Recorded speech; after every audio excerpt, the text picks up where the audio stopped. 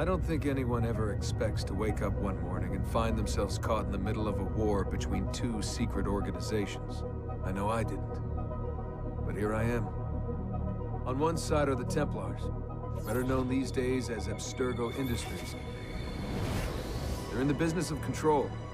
Politics, economics, technology. They won't stop until every single one of us serves them. Literally.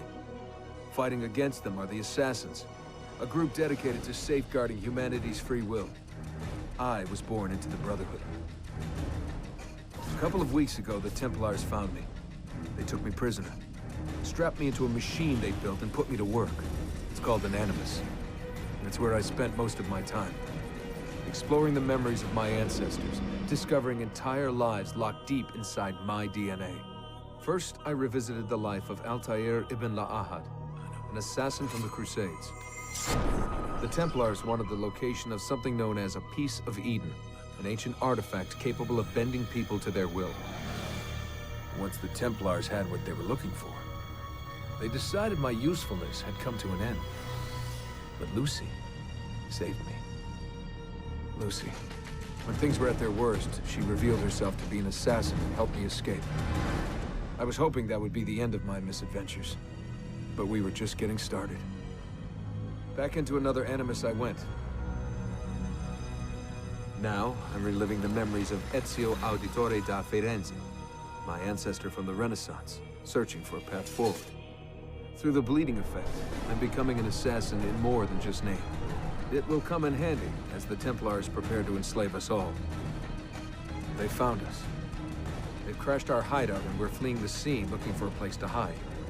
Only there isn't any and time is running short. My name is Desmond Miles, and this is my story.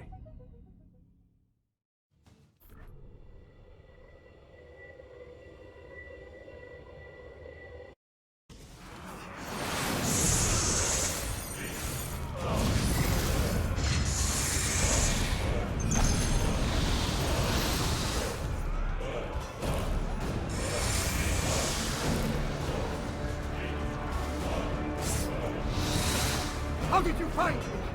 Mario Auditore, let me hear.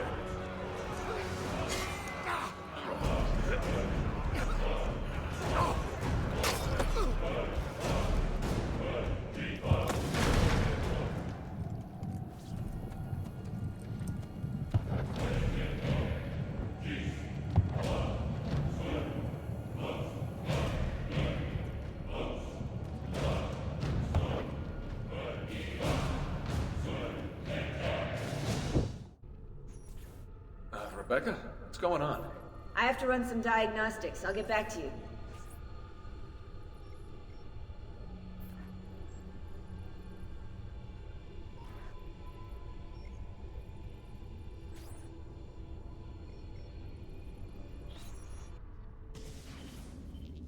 It is done. The message is delivered. We are gone now from this world. All of us. We can do no more. The rest is up to you, Desmond. What? Who is Desmond? I don't understand. Please, wait. I have so many questions.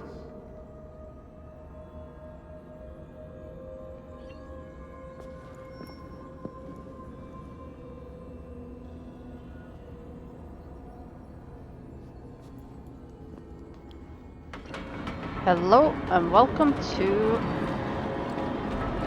Assassin's Creed Brotherhood. Ezio Auditore. Date of birth 1459. Profession assassin. Well, this experience has been quite education, although there's nothing in the history books following Ezio's disappearance from Florence as a teenager. After the execution of his father and brothers, we now know that he fled with his mother Maria and sister Claudia to his uncle Mario's Tuscan villa. Trained there as an assassin, he prepared to hunt down the Templars, the men behind the execution. And hunt them he did, killing them one by one until he reached their leader, Rodrigo Borgia. With the help of his uncle and the other assassins, he discovered Rodrigo's plan to open an ancient vault beneath the Vatican, supposedly leading to God himself. Ezio defeated Rodrigo, entered the vault alone, and communed with a projection of Minerva, a member of an ancient race that existed before humans. This all sounds very far-fetched when I write it out like that. Now, doesn't it? Fortunately, we have the Animus records to prove it, so we didn't dream it or anything. Unless we're all in a dream right now.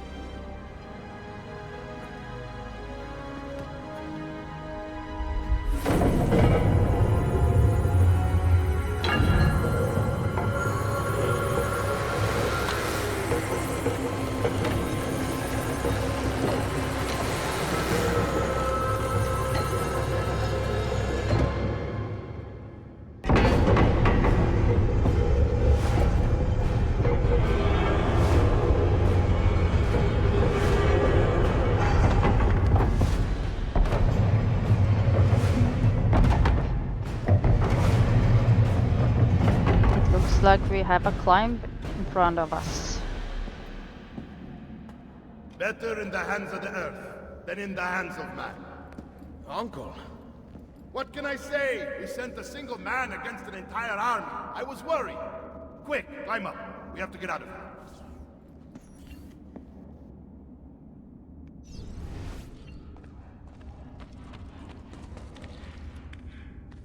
Climb, climb, climb.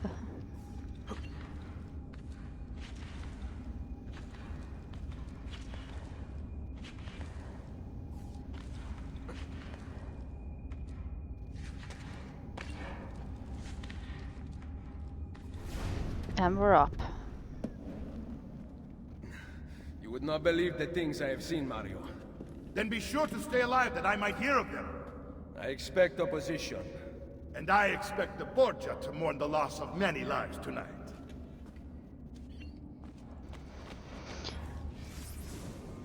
Mario Auditore. Date of birth 1434. Profession condottiere noble. One of several important condottieri patrolling the Tuscan countryside. Mario Auditore was a born leader. He began his military career as a 6-year-old, when he played a significant role in the Florentine and Milan's conflict at the Battle of Anghiari. While on an expedition to Monterchi with his father, he alerted the Florentine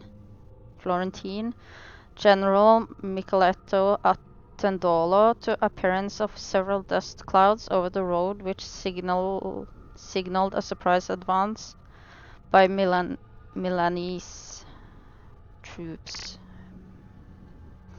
Thanks to Mario, the Milanese attack was foiled and the Florentines won the battle. Although Mario sided with Florence during Anghiari for most of his career, he defended the interests of his hometown Monteriggioni, derailing Florentine attempts to seize Tuscan territory. While Mario's younger brother Giovanni moved to Florence in 1454 to pursue a career in banking, Mario stayed at the family's villa in Monteriggioni, stating in a letter to Giovanni that he preferred fighting like a man to filling out balance sheets. After Giovanni's death, Mario brought Ezio, Claudia, and Maria to the family villa and taught Ezio about the conflict between the assassins and Templars. Ever since, Ezio and his uncle have been inseparable.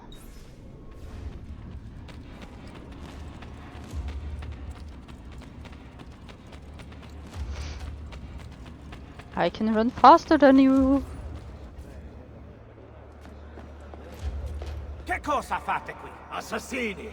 God will see you pay for your crimes! You have desecrated the sanctity of this holy place! You condemn what you do not understand. We must go, Ezio. Now! I'm just going to read The voice of the devil! out the people things, not all the buildings, because then it will be a lot of reading. You Did don't Rodrigo want, manage to hurt you? Barely. My armor blunted his attack.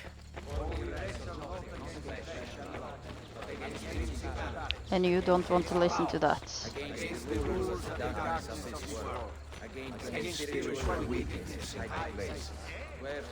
And my TV is soon shutting off, it says. Oh god, Ready to fight. I'm ready. What are you doing? Saving you from the look of things. Not bad for an old man. Agreed. You still had some skill. Buona questa. Excellent. Good one. Impressive.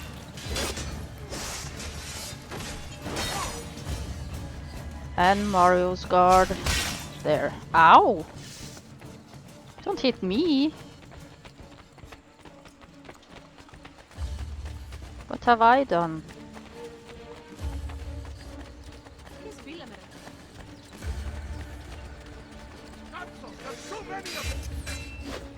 What did I do now? Mario, please. Not me. I'm not the enemy.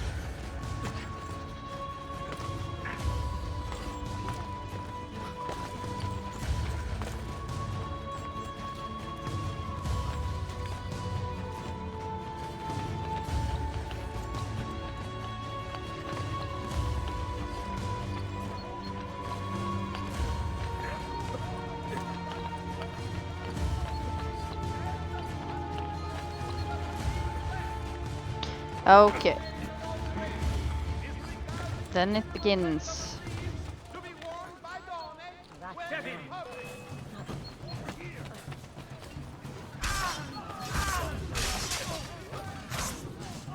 Well, that was easy.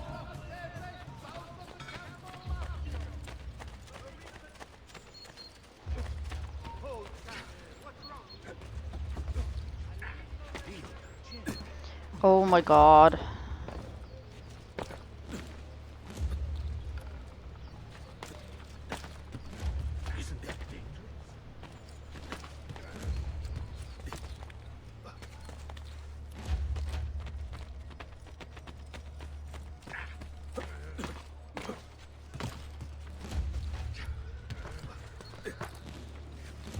No.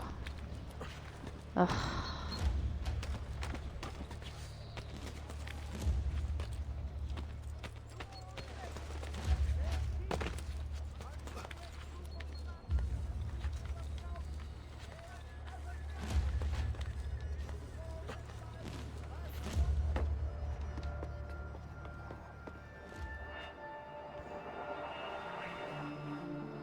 This decision is yours alone to make.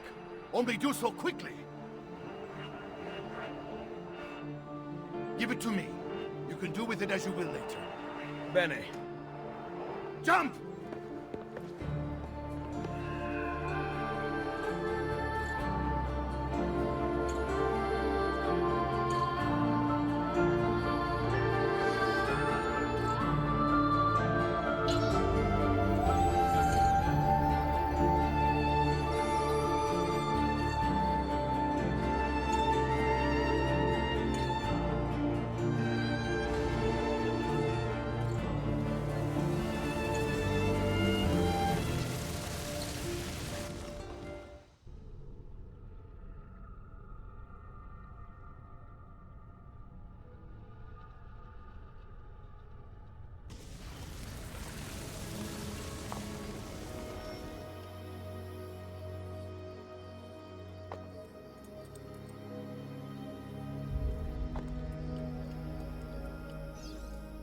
And then Minerva talked about the sun.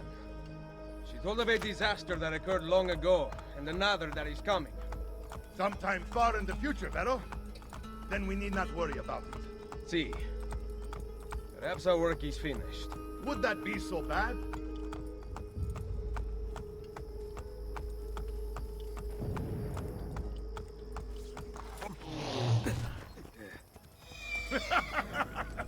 We upgraded the arsenal while you were away. Ah, and it is now customary for you to fire cannonballs at visitors. My apologies. We only installed them a few days ago. My men are still being trained in their use.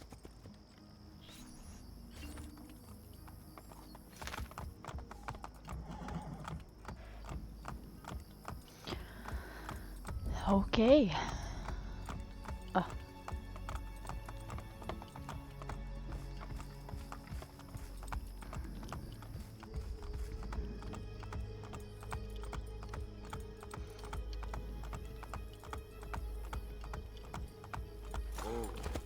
Oh yeah, that's right. I can ride inside cities now. Welcome back, Ezio. Ezio! Look, it is Ezio! Let me see! Buongiorno! It's good to be home. Two of them. This place just keeps getting better. Thanks to you. Brother! Claudia. It is good to be home. How is Mother? She's fine. I heard you were returning, but I'm glad to see it with my own eyes. The Contessa of Forlì is here to welcome you. I had no idea you were so famous. Caterina? Here? Is it finished then? Is the Spaniard truly dead? Gather the others in Mario's study tonight. I'll explain everything there. Steel yourself, Ezio. They will have many questions. Claudia! Tell the Contessa I look forward to seeing her this evening.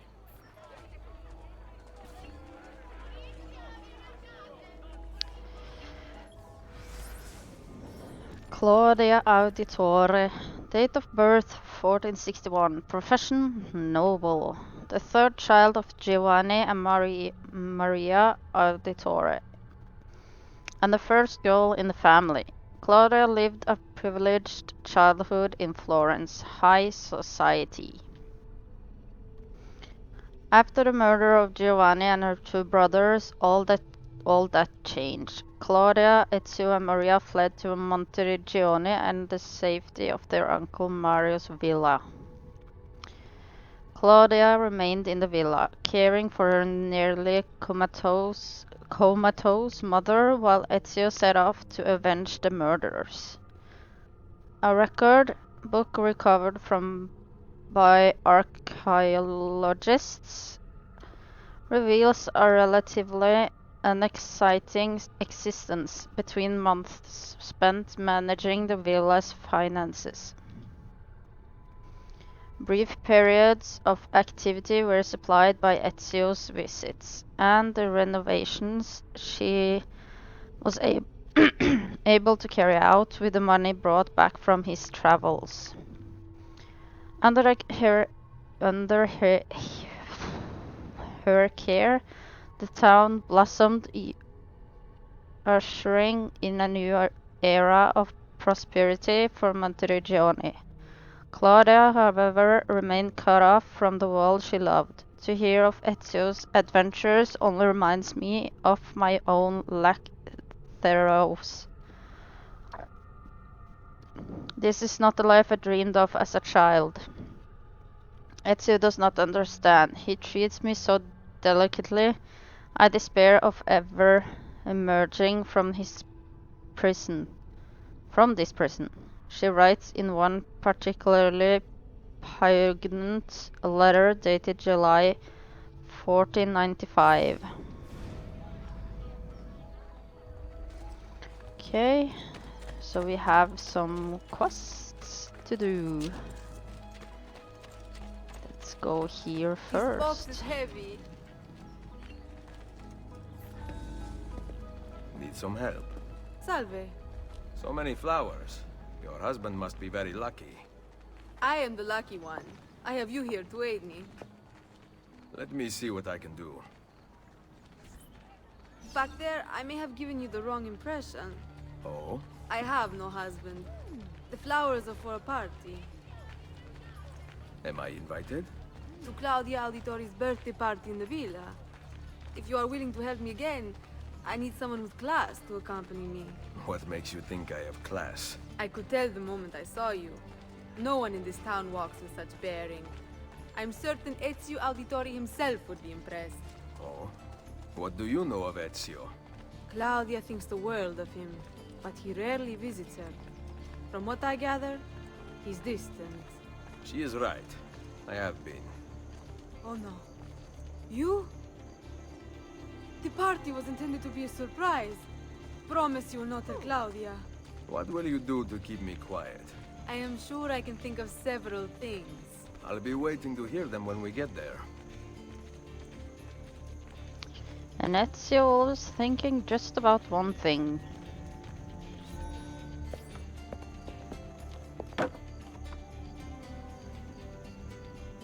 Now about earning my silence. I have something in mind. There is one condition. Anything. You must wait until tomorrow. If it pleases you, I will not stand in your way. It will be worth the wait, Ezio. Trust me.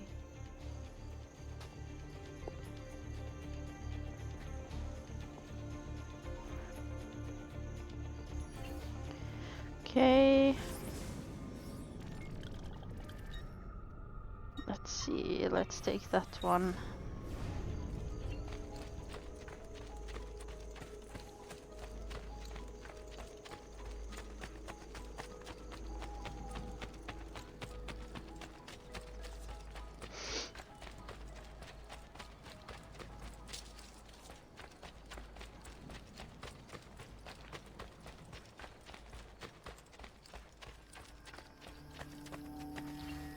Buongiorno.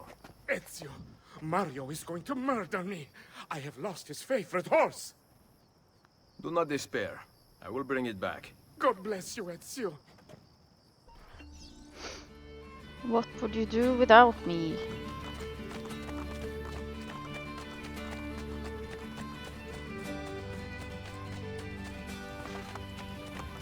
Oh god. Let's just wait here for it to come back.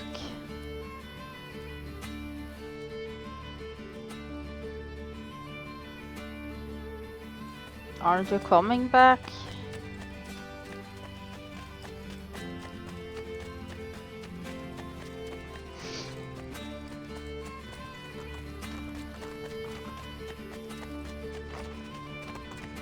Seriously?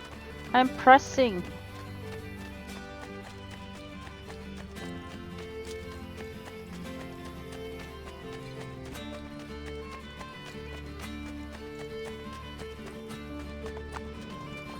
There we go.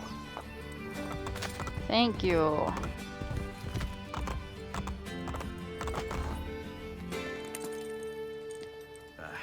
Here. Grazie, Ezio. I can no longer keep up with the horses. Promise me you will enjoy your good health. Do not spend as much time in battle as your Uncle Mario. My battles have already been won. That is good news. Arrivederci, Ezio. Then it's the last one, and that's up on the wall.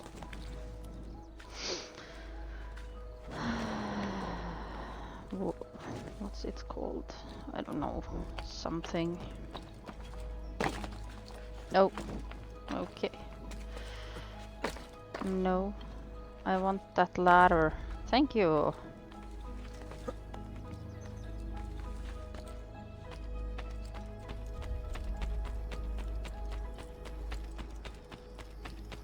And over here. So, these are the new cannons? Yes, Signor Ezio. May I try one? Yes, but... Go on, tell him. We cannot seem to make them work properly, and the fool who mounted them is nowhere to be found. Then it is up to me to find him. We do not want to waste your time. It is not any trouble. I have all the time in the world now. Do you, Ezio? Do you?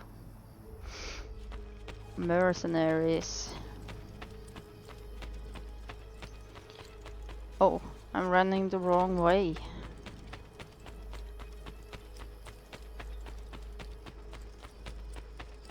It's over here.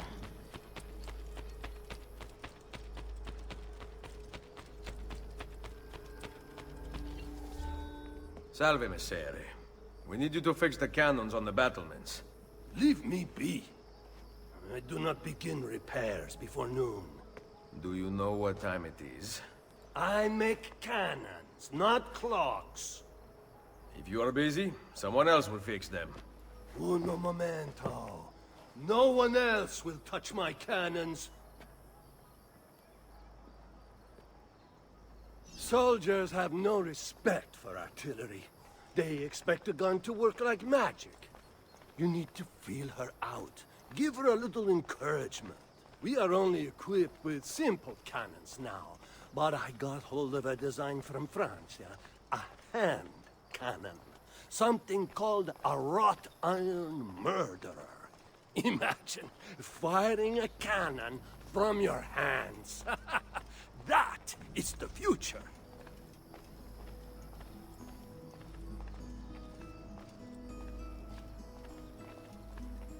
You're walking so slow.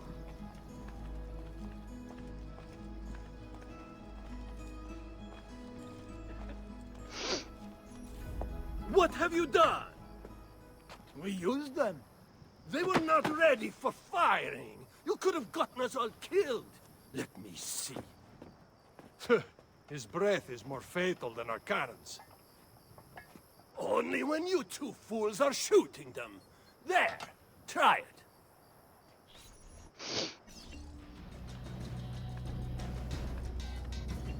Aim at something to test the alignment.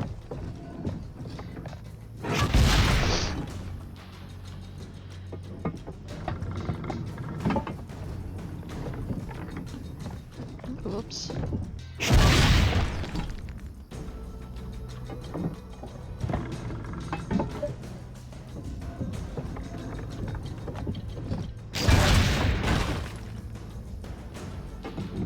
Targets killed. Okay.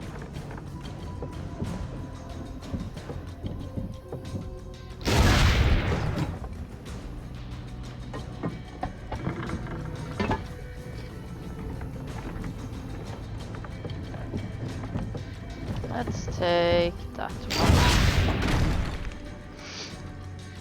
Perfect! At least someone here knows how to shoot. Now, for the other one. I must go. Thanks for your help. If you hear the cannons tomorrow, do not worry. We will be practicing at dawn. Too bad it will not do you any good. Very funny. Now fix the second cannon.